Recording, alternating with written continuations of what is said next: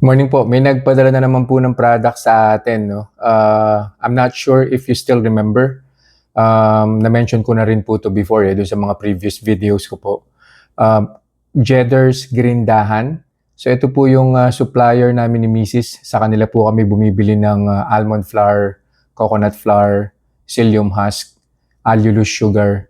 Yung mga items po na ginagamit po ni Mrs. When it comes to baking, no? So ito po yung pinadala nila. So kung mapapansin niyo po, no, tama po kayo, puro kakanin po ito.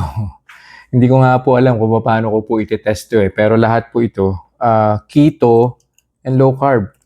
So very interesting. So kung matagal na po kayong hindi nakakakain ng biko, ito na po yung pagkakataon nyo para kumain ng biko.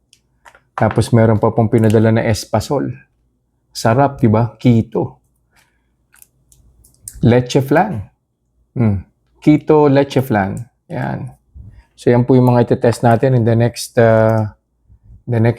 coming days, no? Sapin-sapin. Diba? So, tingnan nyo yung kulay, oh. Diba? Classic na sapin-sapin. So, kung matagal na po kayong hindi nakakain ito na po yun. Maha Blanca. Diba? Classic na mga kakanin po ito eh. Pinoy na Pinoy. Palitaw. Tapos meron pa pong ube puto. Ayan. Magpapasko na. So meron pong puto bumbong. Low carb po yan, puto bumbong. And ketofied muron. Tama ba? Ketofied muron suman.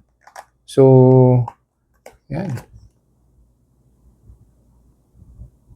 Of course, as always, hindi ko naman po i-endorse lahat to kung hindi po siya natitest.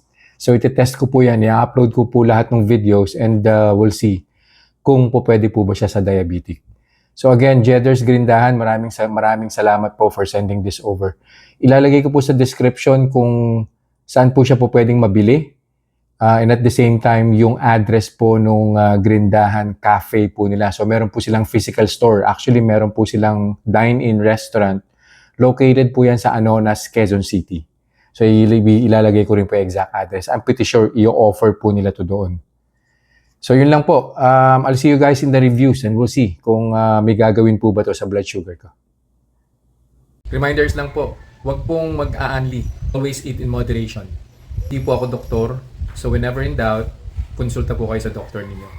And yung results po ng mga review na ginagawa ko, it may vary. So huwag niyo pong i-expect na yung resulta sa akin is magiging kapareho po ng resulta sa inyo. So yun lang po. Have a nice day.